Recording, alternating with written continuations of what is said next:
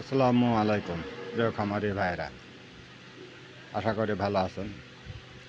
বর্তমান যে আবহাওয়া, কখনো গরম কখনো ঠান্ডা, আবার এর মাঝে কারেন্টের লুকাচুরি খেলা, সব মিলে ব্রয়লার ঘরে ব্যবসা গরম তৈরি হচ্ছে, যার ফলে ব্রয়লারের শ্বাসকষ্ট বা ঘর ঘরে শব্দ করছে। আমার সেটে 1600 বাচ্চা রানিং আছে। বর্তমানের বয়স 17 দিন। লক্ষ্য করে দেখলাম কিছু মুরগি কাশি বা ঘর ঘর করছে। একজন খামারি হিসাবে বুঝলাম যে আবহাওয়ার যে পরিস্থিতি, তাতে আমাদের পরীক্ষিত ভেষজ পদ্ধতি ব্যবহার করা জরুরি প্রয়োজন। আমাদের পরীক্ষিত ভেষজ পদ্ধতি আপনাদের সাথে শেয়ার করব ইনশাল্লাহ। আপনারা ধৈর্য সহকারে ভিডিওটি দেখতে থাকেন।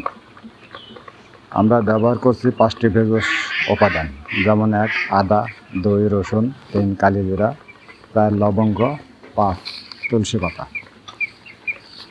তো বন্ধুরা, এদের সংক্ষিপ্ত উপকারগুলা আলোচনা করি।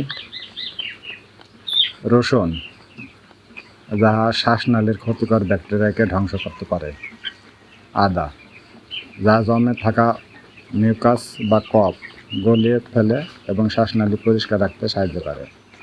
কালো জিরা, যা রোগ প্রতিরোধ করতে সাহায্য করে এবং ঠান্ডা বা গরমে সকল রকমের ধকল সামলাতে সাহায্য করে। তাছাড়া কালিজিরা সকল রোগের ঔষধ, এটা হয়তো আপনারা শুনেছেন। লবঙ্গ, যা গলার ইনফেকশন দূর করতে সাহায্য করে। তুলসী পাতা, এটি ফুসফুসকে সতেজ রাখে এবং ব্যথামুক্ত করতে সাহায্য করে। কীভাবে তৈরি করব এই ভেষজ পদ্ধতি, তো জেনে নিন। 100 গ্রাম রসুন, 100 গ্রাম আদা, 25 গ্রাম কালো জিরা, লবঙ্গ 10 গ্রাম, 1 মুঠো তুলসী পাতা। সবগুলো উপাদান একসঙ্গে ব্লেন্ডার করে অথবা পাটায় বেশে পেস্ট করে নিন। তারপরে 1 কেজি পানির ভিতরে এটি সেঁকে নিন। হাফ কেজি পানি একদিনের জন্য এবং আর হাফ কেজি দ্বিতীয় দিনের জন্য। তৃতীয় এবং চতুর্থ দিনে আর একটি ডোজ তৈরি করবেন। এই ডোজটি 1000 মুরগিতে পরপর 3 থেকে 5 দিন খাওয়াতে পারবেন। প্রয়োজন পদে 7 দিনও খাওয়াতে পারবেন, তাতে কোনো সমস্যা না, ক্ষতি হবে না। তবে 5 দিনের বেশি না খাওয়া নিয়ে ভালো। আমার খামারে এই পদ্ধতি ব্যবহার 2 দিন করছি, আরও 3 দিন করব, কেননা এতে মুরগির ওজনের কোনো সমস্যা হয় না।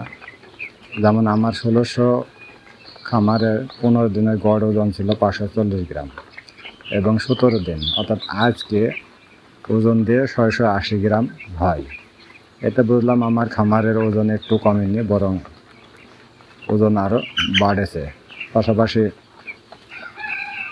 কাশির কমেছে, অর্থাৎ ঘর ঘরে কমে যাচ্ছে।